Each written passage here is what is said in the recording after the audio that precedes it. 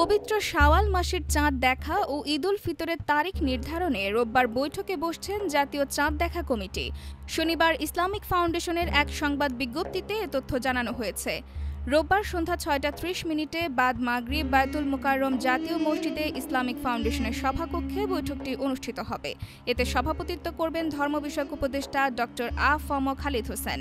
সভায় ১৪৪৬ হিজরি সনের শাওয়াল মাসের চাঁদ দেখার সংবাদ পর্যালোচনা করে ঈদ উল ফিতর উদযাপনের তারিখ নির্ধারণ করা হবে। ওই দিন দেশের আকাশে শাওয়াল মাসের চাঁদ দেখা গেলে সংশ্লিষ্ট ব্যক্তিদের নির্ধারিত টেলিফোন বা ফ্যাক্স নম্বরে তথ্য জানানোর অনুরোধ করেছে ইসলামিক ফাউন্ডেশন।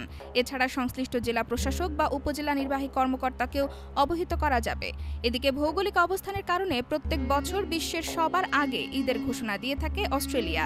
জ্যোতির্বিদ্যা সংক্রান্ত তথ্য এবং ১৪৪৬ হিজরির শাওয়াল মাসের চাঁদ দেখার অবস্থার উপর ভিত্তি করে অস্ট্রেলিয়ান ফতোয়া কাউন্সিল জানিয়েছে সোমবার ৩১ মার্চ অস্ট্রেলিয়ায় ঈদ উল ফিতরের প্রথম দিন হবে। অন্যদিকে শাওয়াল মাসের চাঁদ না দেখে রোববার ঈদের ঘোষণা করতে পারে সৌদি।